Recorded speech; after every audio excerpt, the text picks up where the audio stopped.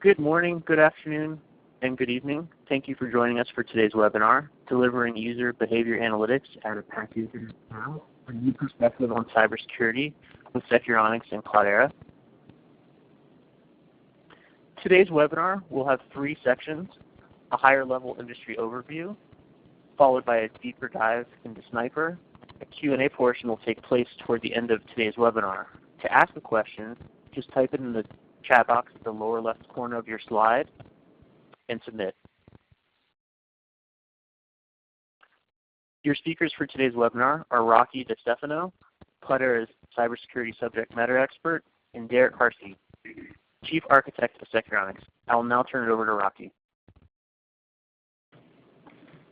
Thank you, Mitch.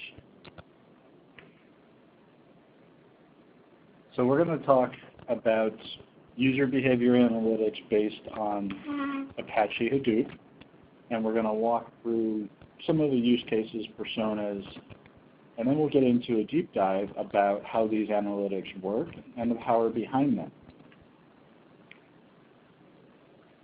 Typically, when Cloudera interacts with a security operations center, there are 3 main personas that exist within that operations center.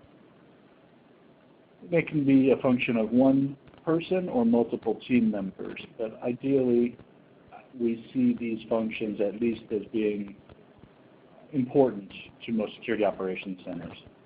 You have the security operations and engineering team, who's responsible for maintaining systems, making sure there's ingest of information, and making sure the systems are up and running, of course. You have the analyst team that's responsible for doing the analytics day to day, and the responders that are responsible for more in-depth analysis and root cause and understanding impact of each incident. Each of these three personas has unique needs of a system in terms of getting information in, analyzing information, and being able to pull quickly across all of that information.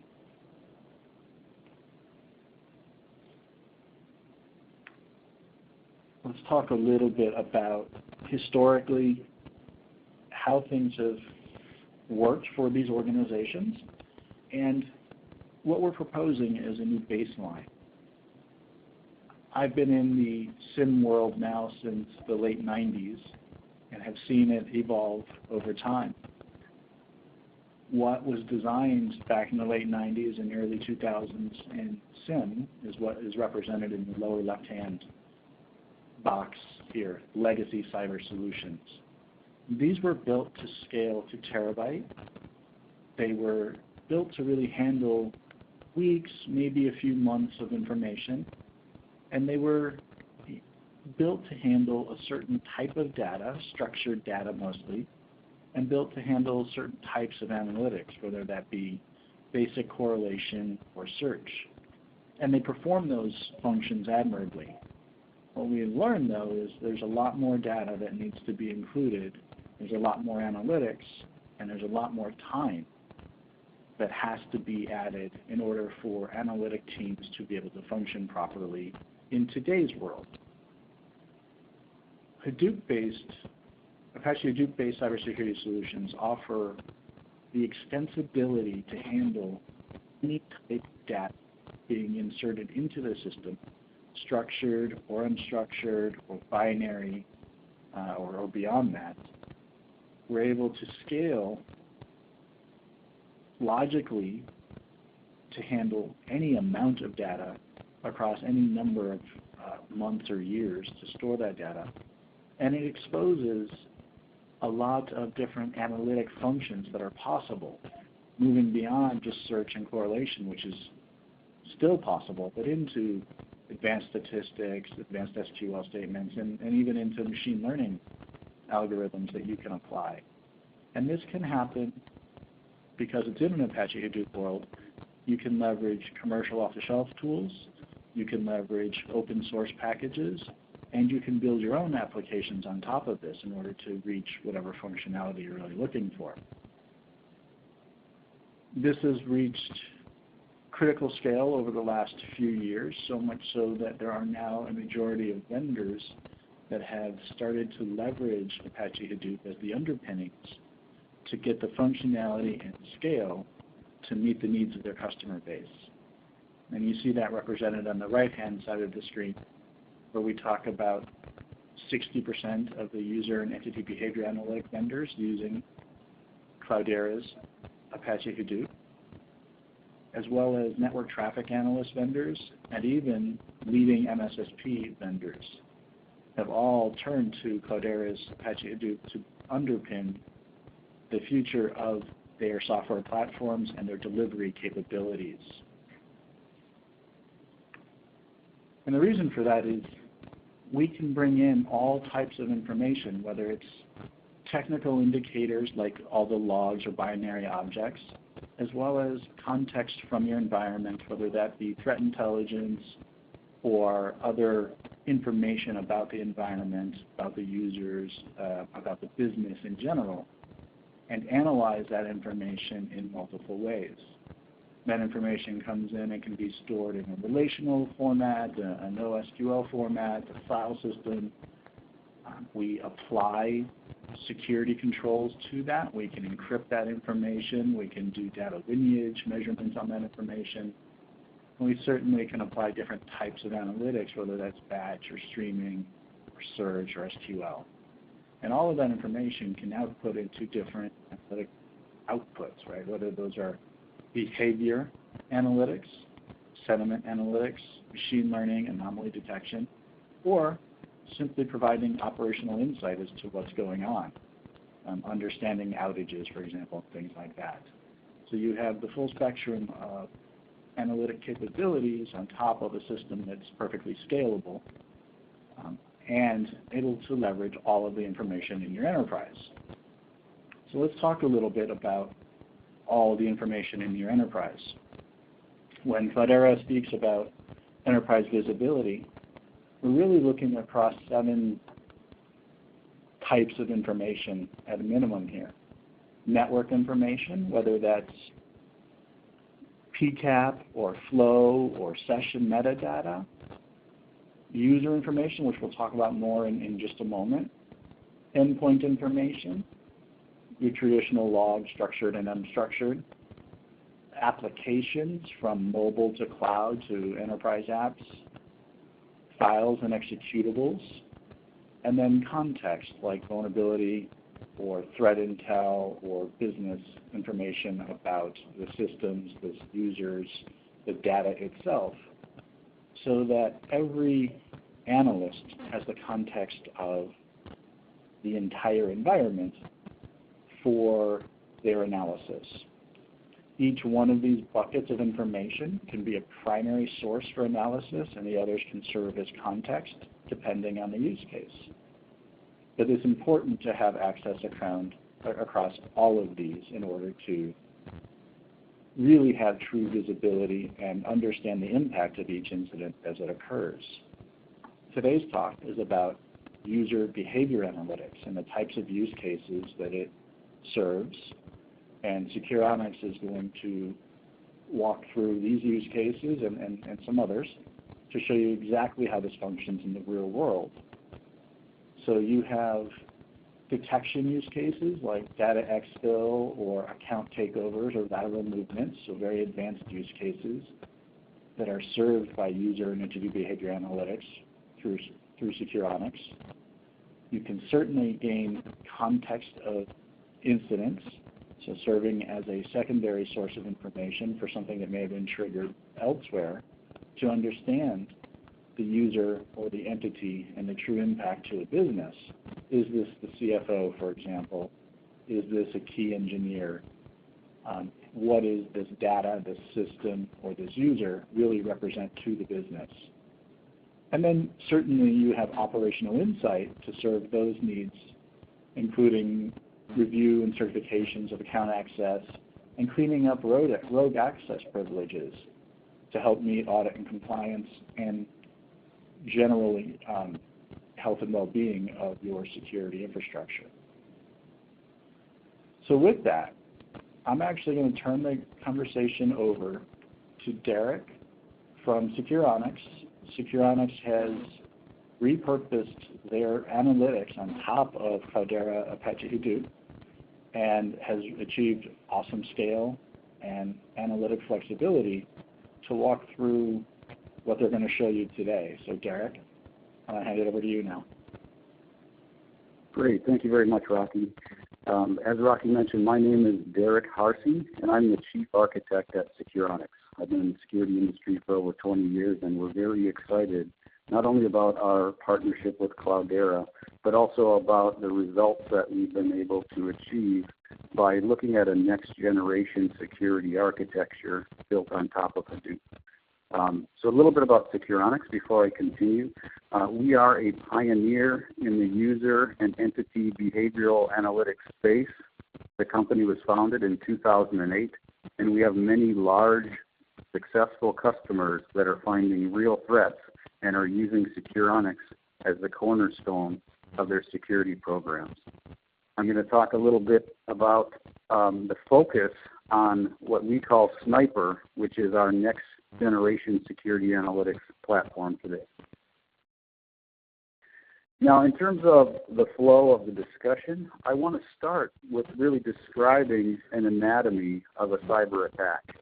We all know today there are multiple different types of cyber attacks. All we need to do is look in the news and we see multiple examples on a regular basis. I want to start by kind of defining the problem space, which is extreme and requires solutions that are very effective in order to combat these challenges. Next, I'll talk a little bit about the current state of security monitoring and the limitations that happen as a result of the current state of security monitoring. Finally, the next generation of security monitoring will be discussed as Securonix's proposed approach to solving the challenges that we see today. I'll drill into more details around the big data-enabled security analytics platform that we provide that's called Sniper, and discuss some customer success stories and examples of real-world achievements that customers have made in stopping ongoing cyber threats in their organization. And finally, walk through a demonstration so you get an idea of what the solution looks like, especially as it pertains to the actors that Rocky mentioned earlier, so we can understand how we can deploy an effective solution in order to make business progress in combating cyber attacks. So first I want to look at the basic anatomy of a cyber attack. Cyber attacks, like I said, today are very commonplace, unfortunately, and they're getting more and more prevalent. The attacks in many cases are financially motivated or politically motivated, or numerous types of malicious attacks that are just trying to carry out harm or exfiltration of secrets. And all of these attacks are very difficult to prevent without a comprehensive program that provides the appropriate tools and capabilities to be comprehensive in nature. So we'll talk a little bit about the threat indicators and threat chains, but if we look at the anatomy of a basic attack, the threat indicators are numerous. The threat indicators might be that you get an email that is initiating a spear phishing attack, and you click on a link and it downloads a suspicious process that could initiate a backdoor that could be used later. It could also be used as a launching point to find other weak attack surfaces within the organization. Ultimately, the goal to try to exfiltrate data. But along the way, there are multiple different threat indicators that comprise a threat chain or a kill chain that we want to be able to identify in progress, not after the fact. We want to turn the security incident response not into a detective process, but into a preventative process. But that's very challenging today because of a basic cyber attack. If we're looking at spear phishing attacks and potential malicious emails, the average organization has millions of emails a day. And to try to identify which ones of those emails are potentially malicious is very difficult. We also see a very large volume of websites that our users access on a daily basis. Most of them are obviously justified, but there is malicious content and suspicious websites within that large volume of traffic. And identifying the malicious content is very difficult. There also is a tremendous number of different processes that are running on different types of machines within the organization, whether they be processes running on servers or laptops or desktops, even other types of systems like ATM systems and trading systems. If we start to look at just identifying the number of processes, it becomes very difficult and cumbersome.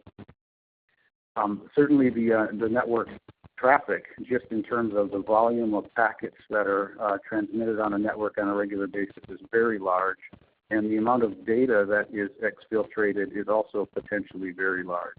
So when we look at the basic surface area within an organization, we see it's very porous because there's a lot of different potential areas that compromises can take place. And we've seen, large retail customers like Target in the U.S. several years ago that was impacted in a very public way. We've seen large attacks on the financial system through the SWIFT network that resulted in tremendous monetary loss. We've seen tremendous trade secrets being shared and government secrets being shared in recent months, let alone years. And these types of attacks are all too real and very much affect every organization. So when we look at the current state of security monitoring, we kind of look at what is really the jewels or the keys that attackers are after. As I mentioned, the motivations are in some cases financial or malicious intent. But ultimately, the access that is being sought by these attackers is access to sensitive data. And that sensitive data in any organization is not in a single centralized repository that is a bastion that can be protected, but it's typically spread out in multiple different repositories or silos, and they're very proprietary in nature, and there's disparate security controls that are in place across all of them. But one thing that is in common across the access to the data is that there are identified users within the organization that have appropriate access to that data. It's very difficult to even see a comprehensive view of what is appropriate and what is appropriate to identify misuse. So one of the common problems today is really understanding first where all your sensitive data resides and who should have access to that data. And the primary reason in talking to our customers that they haven't implemented the security controls that they'd like to put in place in order to prevent unauthorized access to data is that the cost is just too high. And it's high primarily because there's multiple different tools and techniques that are required in order to implement a security program. So on top of that, the monitoring today is also very difficult to get a comprehensive view. There typically is not a single pane of glass in an organization to see a comprehensive state of your security status within the organization. There's weak visualization tools, and it takes a long time to try to investigate some of the more complex attacks. But in most cases, there's only hours to search on the data as it's coming in. There's limited access to the data because we don't have enough infrastructure to support ongoing analysis. So hours to search and days to investigate leaves a limited time window. And the threats that we see are certainly started with signature-based in the SIM world, and signature-based attacks are, of course, very important, but it relies on the appropriate signatures. And we're seeing zero-day attacks on a regular basis that signatures will not exist in all cases. We're seeing a high number of alerts that make it very difficult to even provide response to all the issues that need a response. And correlation of the alerts to individuals is also a very difficult and cumbersome and manual process.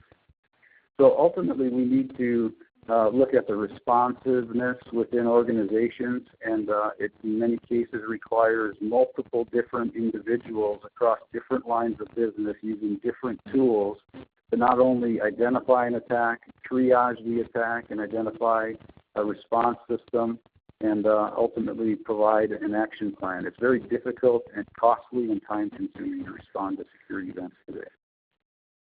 So what I want to do is to talk a little bit about what we believe is the appropriate way to address the current state of the cybersecurity limitations. We've been designing the next generation security platform called Sniper for many years. I've been leading our engineering effort in the architecture and design and deployment of the solution. And we are a very close partner with Cloudera. Our solution is fully embedded into a big data platform. We'll talk a little bit more about what that means. But at the heart of it, it enables the reduction and limitation of the boundaries that cause the challenges in the current state. The boundaries around the scale of ingestion and the amount of time that we can keep data to analyze security incidents. We're seeing organizations that want to keep multiple years worth of security data historically so that they can identify low and slow attacks and do whole new categories of historical security analytics that just weren't feasible based on the previous designs and technologies that were used to build them. But at the heart of the next generation platform is not just a better repository or a better execution engine. It starts with an open data model that's fully rationalized to inject the context into every security event to make the event self-describing. We'll talk a little bit more about that, but the open data model allows our customers to repurpose the data that is brought into the environment in multiple different ways. The platform itself enables massive scalability and fault tolerance, resilience, and security. And Cloudera is a leader in enterprise security controls on the Hadoop platform, and we take advantage of all of those capabilities. On top of the big data platform, the next generation security analytics blueprint that we followed in building Sniper was the log management capabilities.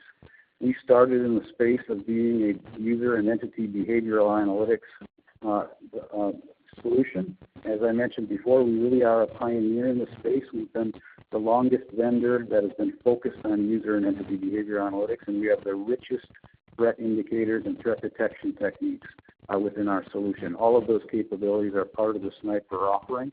But what we identified is as we bring in data to perform security analytics, we can bring in any and all data for log management purposes and standardize on how we do collection and normalization. Now, bringing in the logs in many cases leverages the investments that customers already have, whether it be bringing them in from an existing aggregated SIEM infrastructure or bringing them in directly from the sources where the logs are generated. So we provide flexibility and choice for our customers, but we need to bring in the data in a normalized format, and normalization for us is a default, and we believe strongly in attribution and context enrichment during the ingestion process. We also provide consistent text indexing of all of our security event log data that is enriched and normalized. And we'll talk a little bit about and see the advantage of that later in the session here.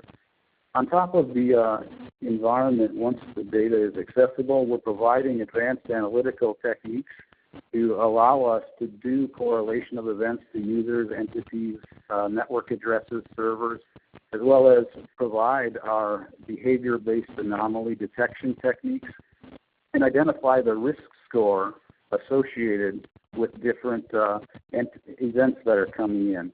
We apply all of our threat models, and I'll talk a little bit about literally the hundreds of different threat indicators that are out of the box for us, and the threat models that aggregate those threat indicators to look at that threat chain that we talked about before in aggregate, not look at individual events and try to stitch them together, but looking at threat indicators in aggregate that comprise a threat model that we can identify attacks in action and stop them before they get to the final egress point.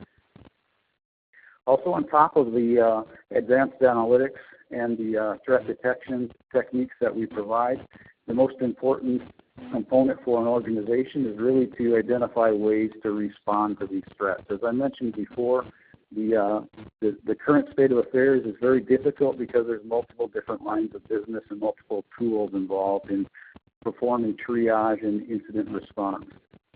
With the Sniper platform and the next generation security analytics, we see a comprehensive set of tools that are provided to identify threats and provide remediation of those threats, but also to ensure that the privacy controls are in place to meet every organization's regulatory compliance requirements.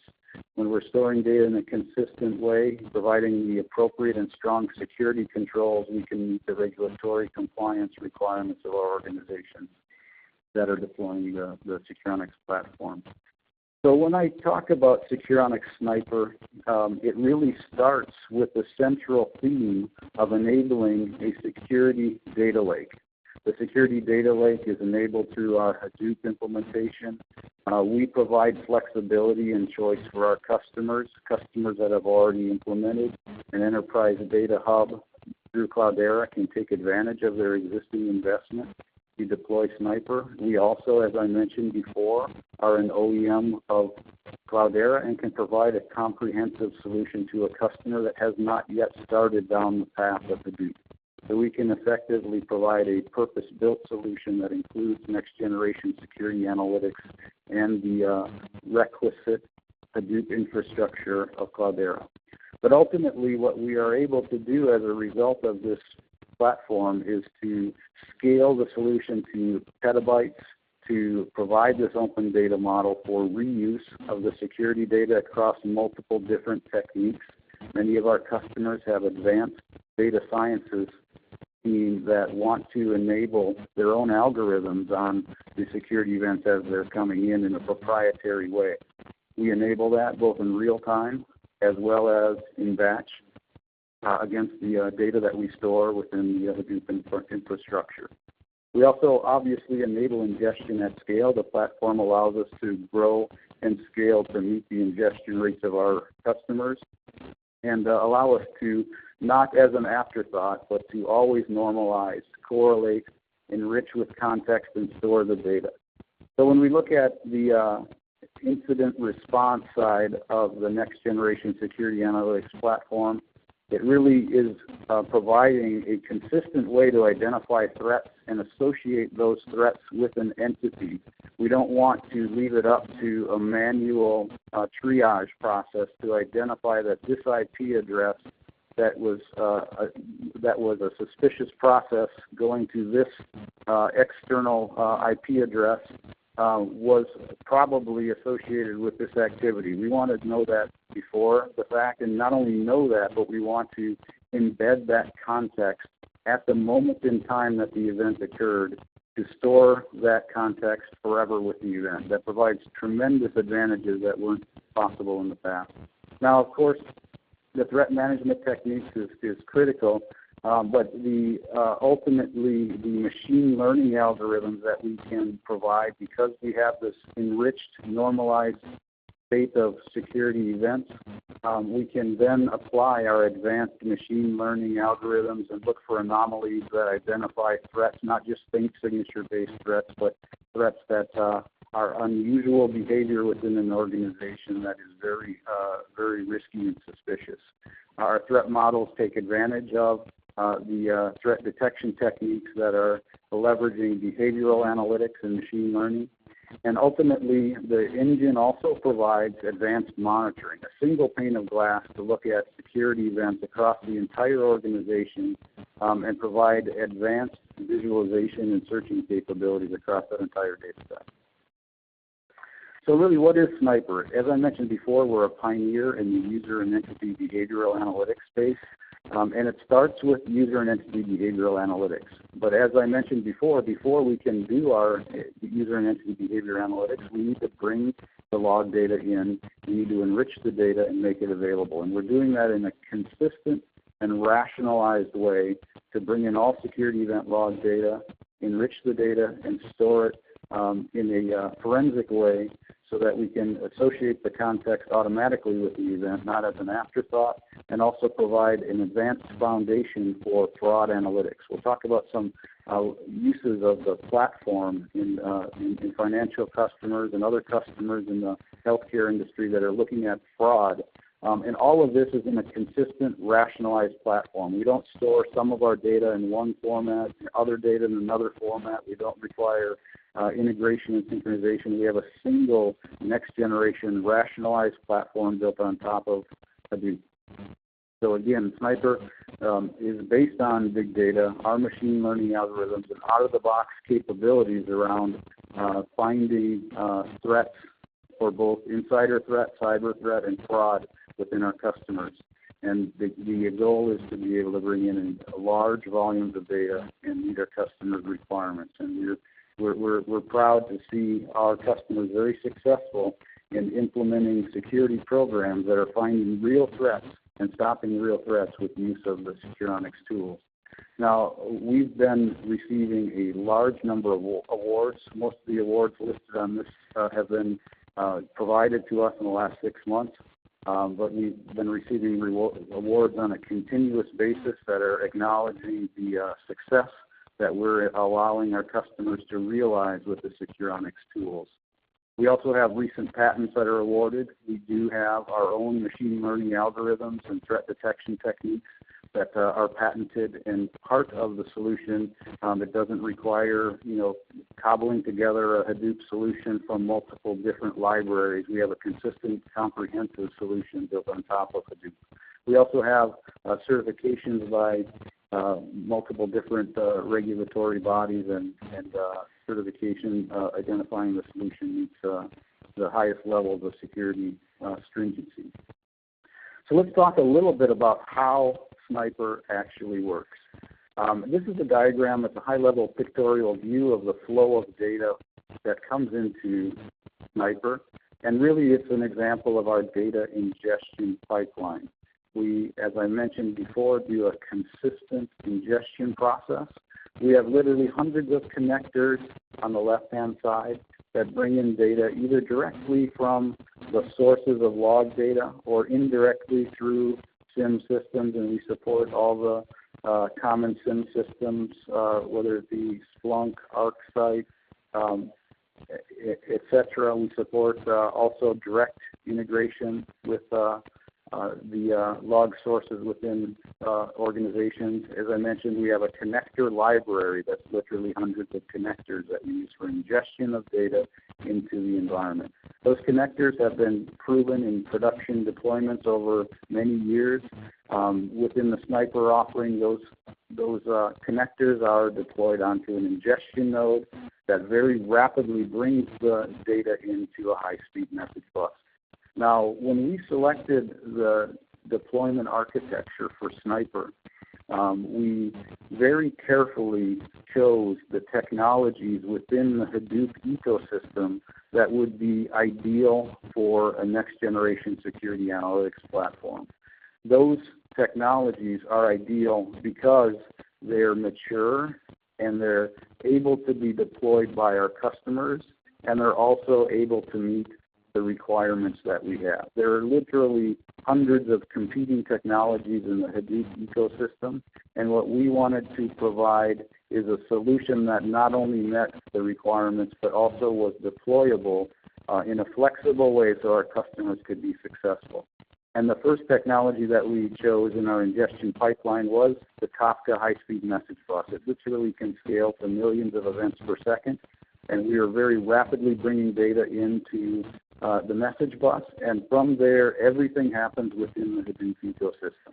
The next technology that we selected was Spark Streaming, and Spark Streaming services are the job execution engine that runs on top of the Hadoop Yarn-based scheduler so that we can take advantage of the inherent security and Kerberos authentication and strong authorization within the Cloudera environment. But from that distributed execution engine in Spark Streaming, we're running multiple different always running jobs that allows us to carve out capacity in the Hadoop cluster and ensure that we can meet the ingestion rate.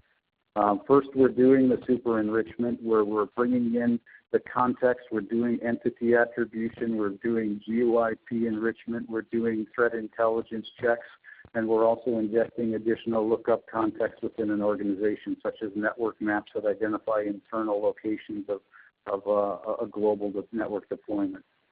Once we get the enriched event, we are then doing parallel processing where we're doing real-time analytics and looking for all of our threat detection techniques as we process the data and storing the results within the Hadoop environment.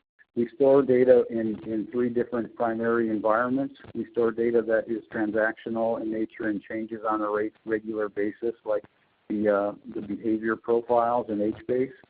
Data that is stored that is the result of the ingestion of the security event log data in the super enriched format is stored in both a text indexing format and a very compressed long-term compliant storage format, which is exposed over the Impala JDBC interface, but it's ultimately a Parquet file under the covers, which is a very highly compressed, columnar compressed format ideal for long-term storage. And the storage of the data itself in this enriched format is in a read-only format, and we have tight security controls, again, leveraging the Hadoop security controls within the infrastructure.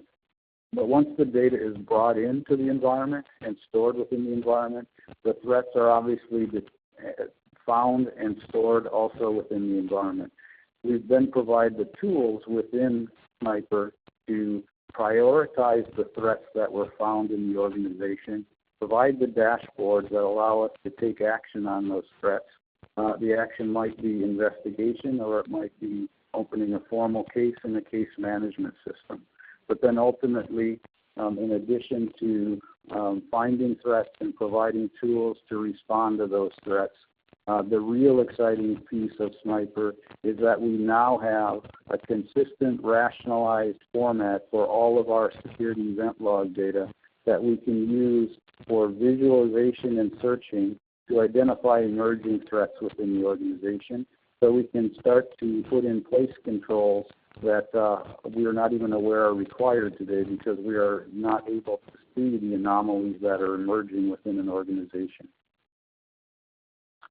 So first off, I wanted to talk a little bit about our purpose-built analytics within Securonix. As I mentioned before, we do everything in a consistent way. We provide a rationalized platform for how we store data, for how we provide access to that data.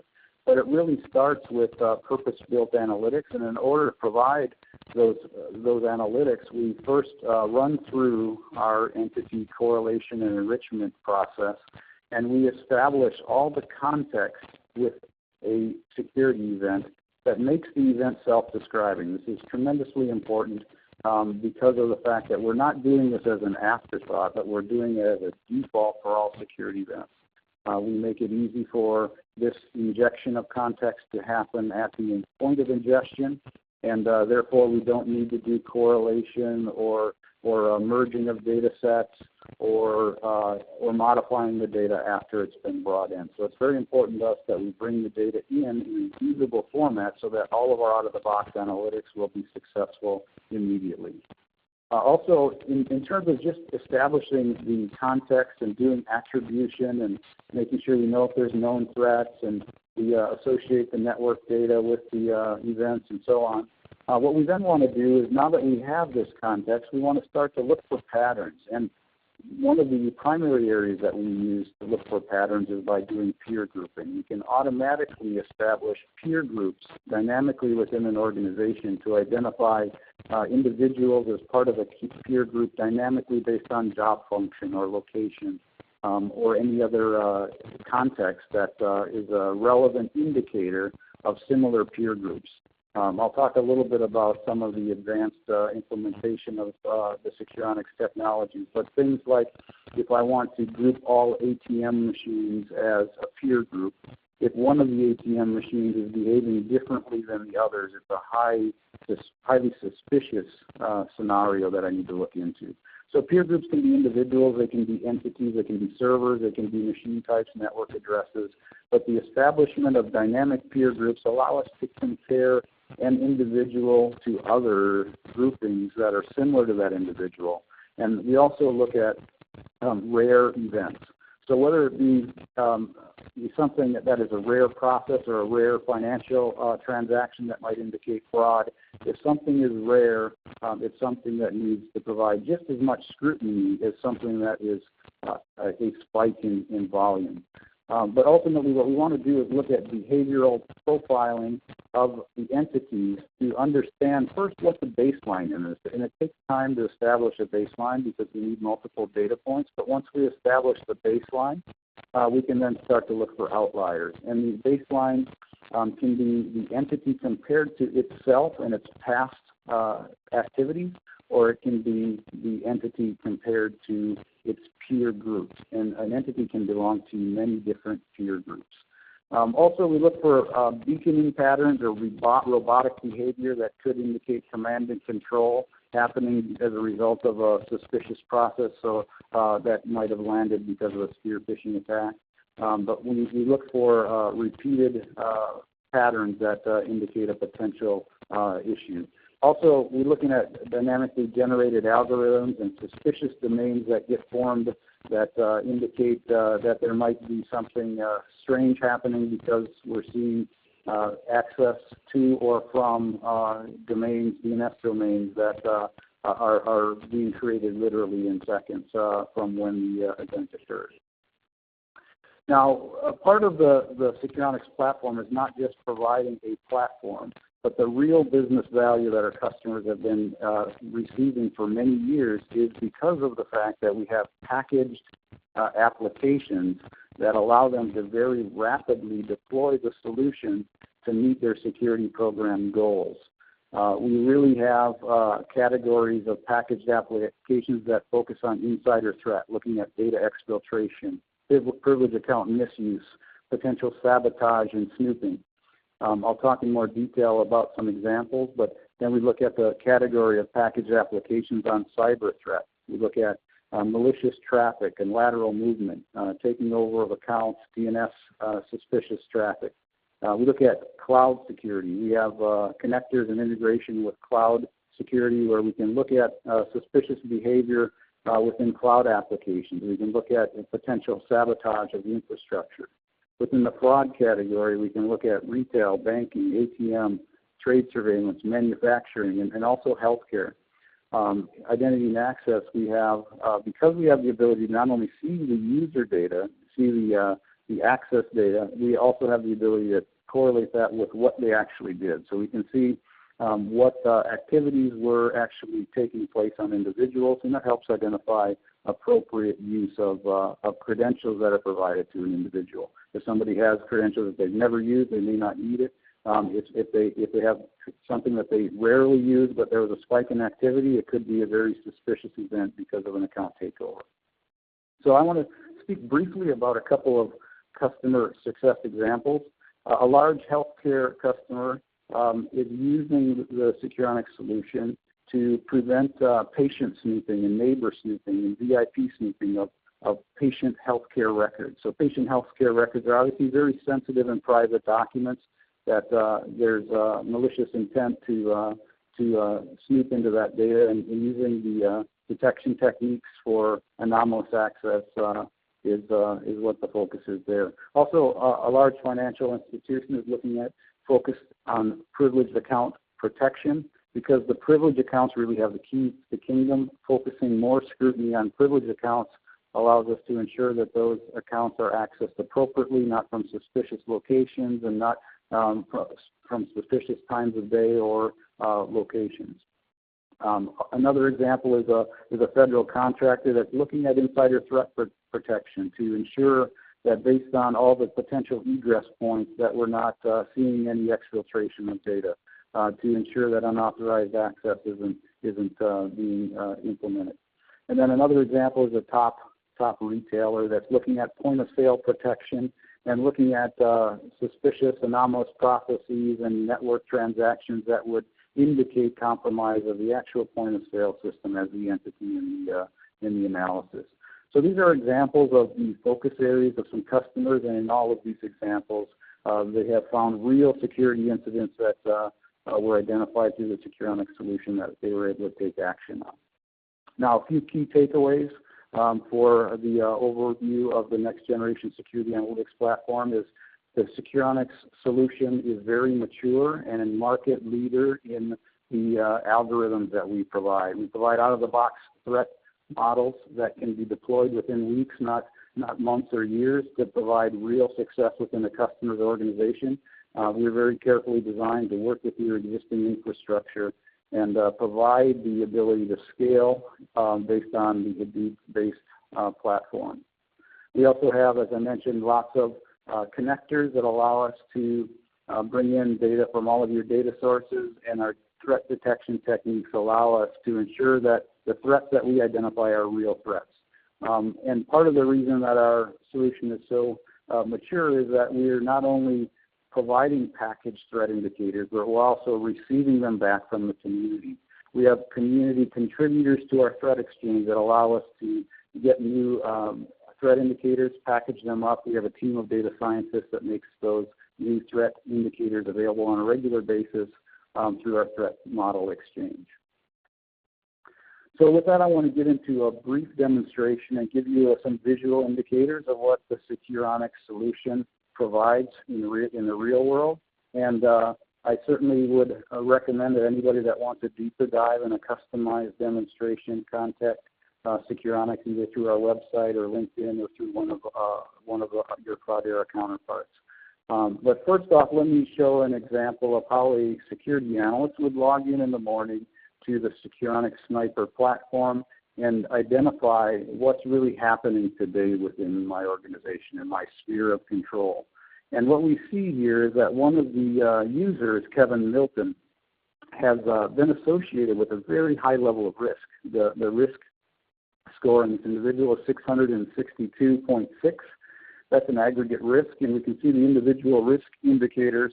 Each of these is the result of a match of a threat indicator that put together this as a potential risky issue. So this user is a potential flight risk user because of his accessing job sites externally. This user is also has a rare process running on his machine that we are concerned about. He's also accessing a lot of SharePoint files that might be sensitive in nature. And we can also see that there's some exfiltration happening. So there's a lot of concerns happening here. So I, as a security analyst, see that there's a very high risk score, and I need to do some more detailed investigation.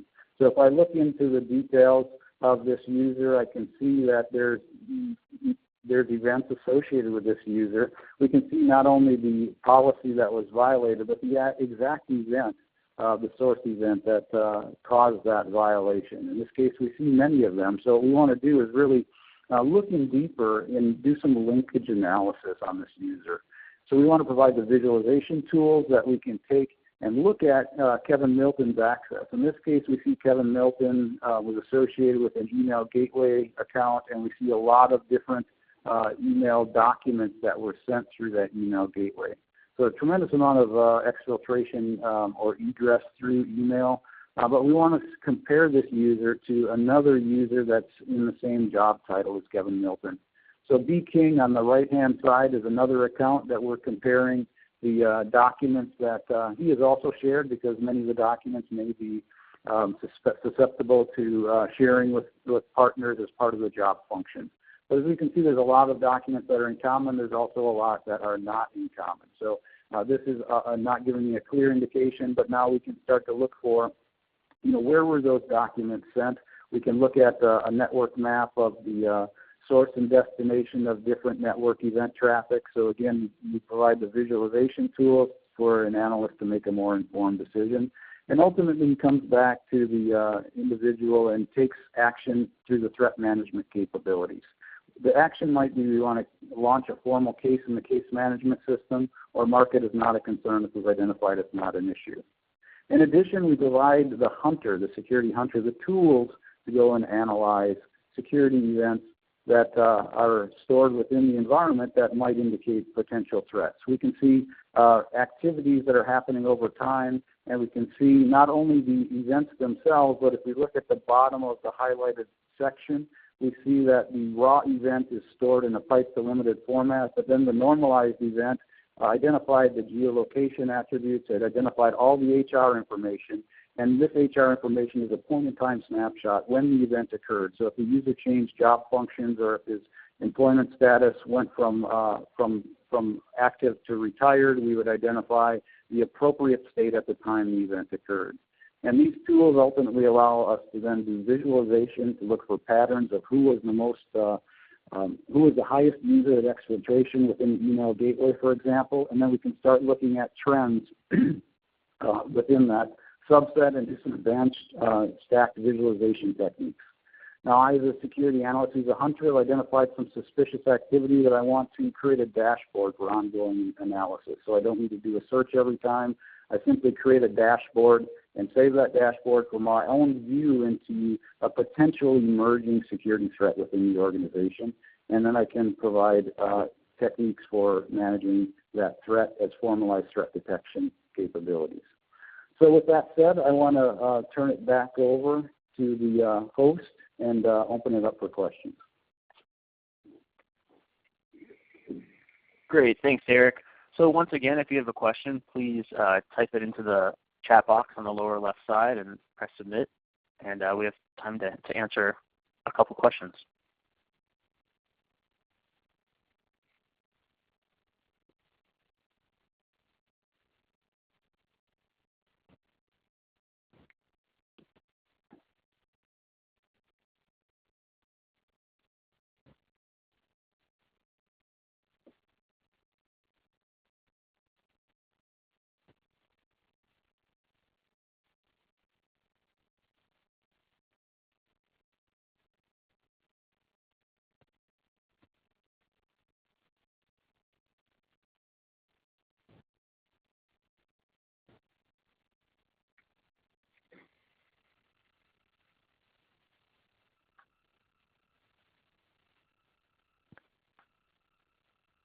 So one of our first questions coming in is, do all analytics run on Spark?